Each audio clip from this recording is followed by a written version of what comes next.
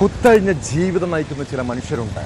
പതിവായി മദ്യപാനം, കള്ളുകുടിച്ചാൽ പ്രശ്നങ്ങൾ, പിന്നെ എല്ലാവരെയും ആക്രമിക്കുന്ന പ്രവണത. ഇവിടെ അച്ഛനെന്നോ സഹോദരനെന്നോ സുഹൃത്തുക്കളെന്നോ ഇല്ല. കൺമുന്നിൽ കാണുന്ന ആരെയും ആക്രമിക്കും. പാലക്കാട് കഞ്ചിക്കോട് മദ്യപാനത്തെ തുടർന്നുണ്ടായ തർക്കത്തിൽ ജ്യേഷ്ഠൻ അനുജനെ തല്ലിക്കൊന്ന സംഭവത്തെക്കുറിച്ചാണ് പറഞ്ഞു വരുന്നത്. കഞ്ചിക്കോട് വാട്ടർ ടാങ്ക് ജംഗ്ഷനിലെ തെരുവിൽ താമസിക്കുന്ന ബാബുവാണ് കൊല്ലപ്പെട്ടത്. ബാബുവിൻ്റെ സഹോദരൻ സതീഷിനെ വാളയാർ പോലീസ് അറസ്റ്റ് ചെയ്തു.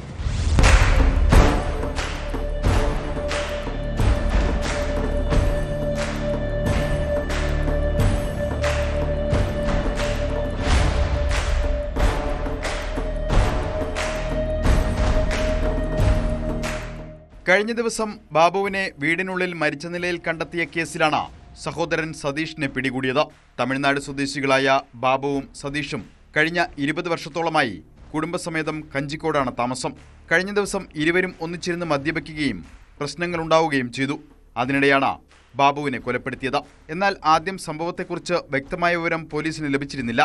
പിന്നീട് മൃതദേഹ പരിശോധനയിലാണ് ബാബുവിന്റെ ശരീരത്തിൽ മർദ്ദനമേറ്റ നിരവധി പാടുകൾ കണ്ടെത്തിയത്. ഇതോടെ ഇതൊരു കൊലപാതകമാണെന്ന് പോലീസ് സ്ഥിരീകരിക്കുകയും വിശദമായ അന്വേഷണം ആരംഭിക്കുകയും ചെയ്തു. അന്വേഷണത്തിനൊടുവിലാണ് സഹോദരൻ സതീഷിനെ പോലീസ് പിടികൂടിയത്.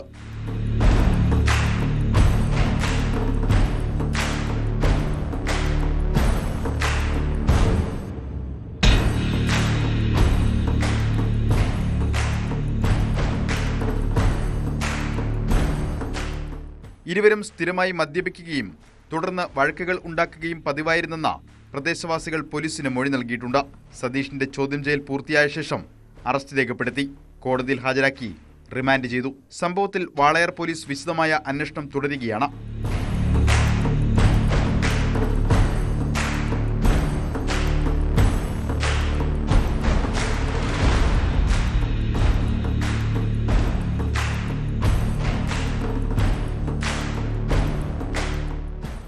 ന്യൂസ് 18 പാലക്കാട്. കൂടുതൽ വാർത്തകൾക്ക് news 18 Keralam YouTube channel subscribe ചെയ്യുക.